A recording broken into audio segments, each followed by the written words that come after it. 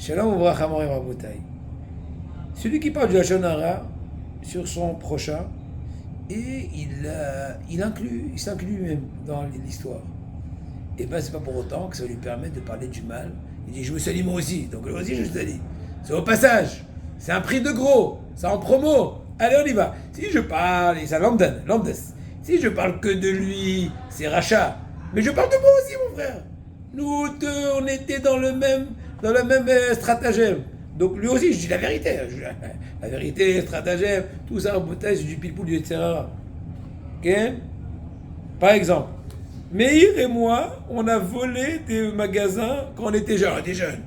À l'âge idiot. D'accord, tu peux être idiot, mais pas besoin d'être idiot que je suis en train de salir le pot. Maintenant, je suis Torah mitzvot, et des enfants extraordinaires. Qu'est-ce que tu as besoin de remettre dans la boue ton pote?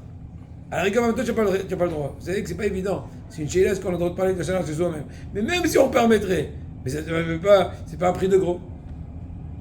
Personne de notre classe n'a étudié la Torah à l'époque comme ce qui se doit. Tu as le droit de dire, tu es en train d'escamoter toute ta génération au prix de gros. Dernièrement, un autre exemple, je ne donne pas assez de tzedaka, mais même Monsieur Stern n'y donne pas. Même lui, Rothschild Stern, il donne pas. Donc je me sens pas moins que lui. Interdiction. Et même maintenant, on va passer à une chose plus grave. Lashon Hara en public. De même qu'on n'a pas le droit de parler de Lashon Hara sur une personne particulière, ainsi on n'a pas le droit de raconter de Lashon Hara en public. Plus que cela, Rabotai, la faute de celui qui raconte de Lashon Hara en public est encore plus grave. Et plus il y a un auditoire plus grand, plus de personnes qui écoutent, et bien la faute grandit en fonction du nombre de personnes qui l'écoutent.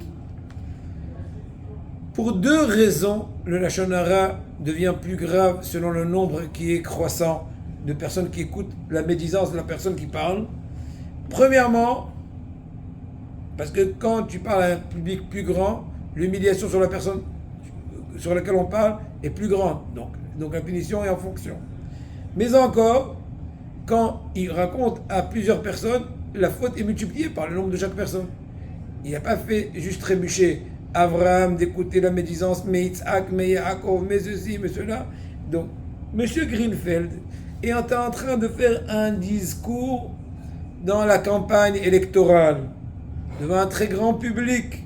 Au milieu de ses paroles, il a mentionné plusieurs défauts de M. Levin, apparemment son concurrent. Je ne sais pas sur quoi il faisait la concurrence, mais peu importe. Une concurrence électorale. C'est bien compris à Botek que M. Greenfeld a fait une faute de Lashon Hara, mais là, non seulement c'est Lashon Hara, mais encore plus grave qu'un simple Lashon Hara, étant donné que la punition de cette faute-là est mesurée en fonction de la grandeur du public. Hachem Etzilenu.